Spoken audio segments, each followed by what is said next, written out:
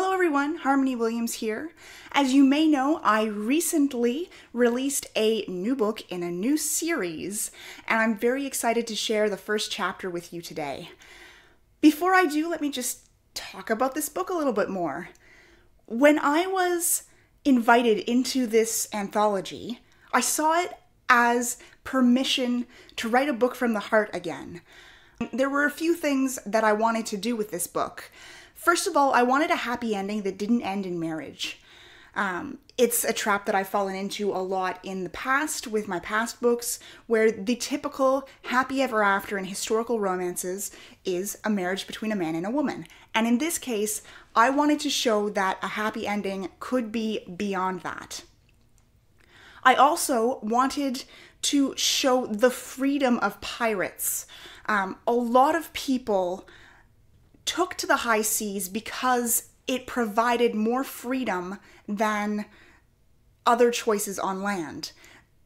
And I feel like that is an underexplored area when it comes to women. Women were very oppressed across all axes in history. So I wanted to provide a safe haven specifically for women or for non-gender conforming people.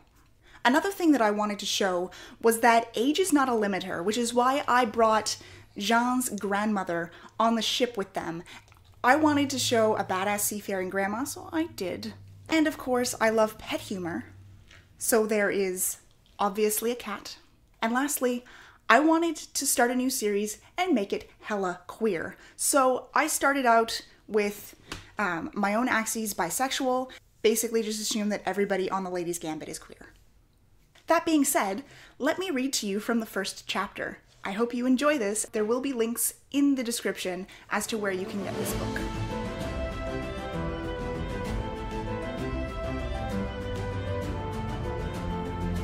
The Spinster's Guide to Piracy and Plunder. Chapter 1. Leave Your Old Life Behind. Late March, 1801. Eavesdropping did not become a well-mannered lady. In my defense, England was a cold, wet, maudlin place, and if I couldn't spend time out of doors, I had to entertain myself somehow, especially when my future hinged upon one conversation in a room from which I had been barred.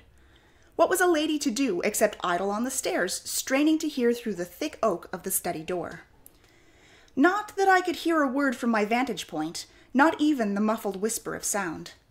However, if I descended to the bottom of the stairs, I risked the men inside catching me if they exited unexpectedly. The facts begged further examination. 1. A tall, broad-shouldered, commanding man in a uniform of British Navy blue had knocked on my door. 2. Without preamble, he had asked to speak with my father privately. 3. Papa was a Frenchman and hadn't lost his accent despite nearly a decade in England.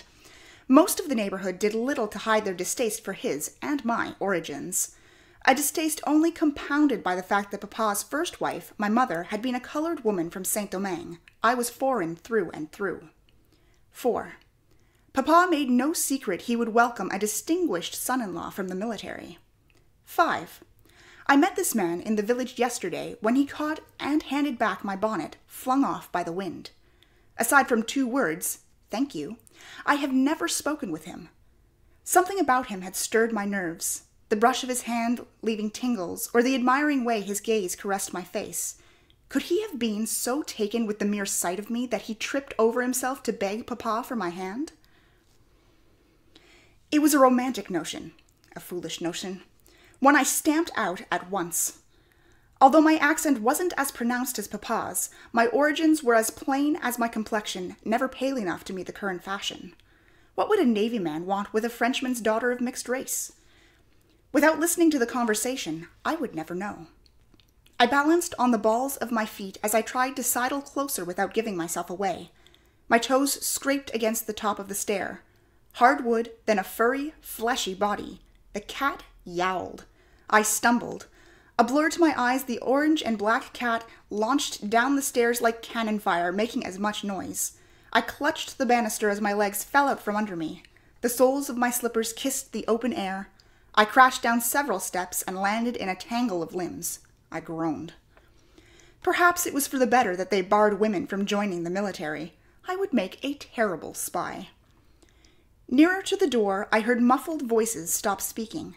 I held my breath. My knee throbbed, my arms ached, but I didn't dare move. A second trickled past, followed swiftly by another. The door remained shut. The voices, if they continued, were even softer. Bordel de merde, I cursed. Now I couldn't hope to overhear. A woman cleared her throat. My heart thundering, I twisted to peer up the stairs. Delicate slippers, the toes embroidered with French roses. The spotless hem of a diamond-patterned yellow dress. Up my gaze traveled, past the weathered hand gripping the knob of her cane, to the shrewd eyes that chastised me for my indelicate language. I didn't resemble my paternal grandmother, with her skin so pale her veins spiderwebbed across the back of her hand.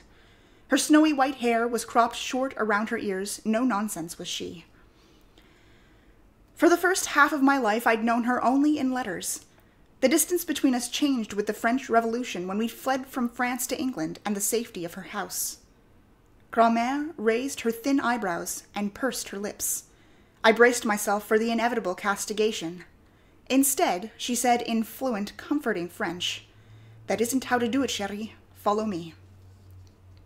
Without another word, the old woman turned on her heel and carefully mounted the steps with the aid of her cane. I stared at her, open-mouthed, before glancing at the heavy wooden door of the study. "Jean?" asked Grand-mère. I hiked my skirts to mid-calf and hurried up the stairs after her, my heels clacking on the wood. I met her at the next landing. As I followed her, I dropped my skirts and smoothed them into place, the picture of serenity. From the curve of her mouth, she didn't believe the illusion in the least. As she opened the door into a cozy sitting room looking out over the coast, she said, "I have a much better place to eavesdrop." She shut the door and navigated the cluttered array of mismatched chairs and tables until she reached the window. Deftly, she opened the latch and slid the rain-speckled glass open to let in the damp, cool air. She lowered herself onto a lonely chair next to the window. Voices drifted in. Male voices. Not daring to raise my own above a whisper, I joined her. "We are directly above the study, aren't we?" Grand-mère cackled. "That we are, chérie. Your father always leaves the window to his study cracked open, even in winter." She had claimed the only chair, so I perched on the edge of a round upholstered stool. "Is this why you prefer this room?" Although I'd lived here for years, I'd given this room a wide berth. Papa had warned me this was Grand-mère's parlor, and she wasn't to be disturbed. She set her cane within easy reach and moved closer to the window. "Hush. Listen." We both leaned forward. Silence. The cool air raised gooseflesh on my exposed skin. "Do you think he heard us and shut the window?" Papa's voice broke the tension, strong and clear and burdened with the proof of his origins. "This letter of recommendation is impressive," he said in accented English. "I am serious in my intentions. I've formed quite the preference for your daughter." "He has?" I held my breath. "Wait, why would a man bring a letter of recommendation to marry me?" Papa asked, "Jean?" I wrinkled my nose. I had 3 younger sisters, and they had all been married within the past 2 years.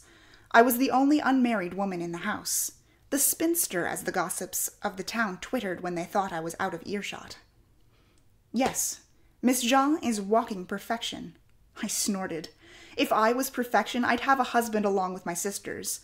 No, I had a reputation for argumentativeness, which my would-be suitor might have known had he spoken to me for longer than it took to return my bonnet. The romantic soap bubble I'd reveled in since his arrival burst. This handsome seafarer hadn't fallen madly in love with me. How could he have? Grand-mère's voice next to my ear made me jump. "Who is he?" She continued to speak to me in our native tongue. My suitor listed a few of my imaginary qualities. Did he remember me at all? "I met him in the village yesterday. He rescued my bonnet. He didn't introduce himself." Grand-mère hummed her disapproval.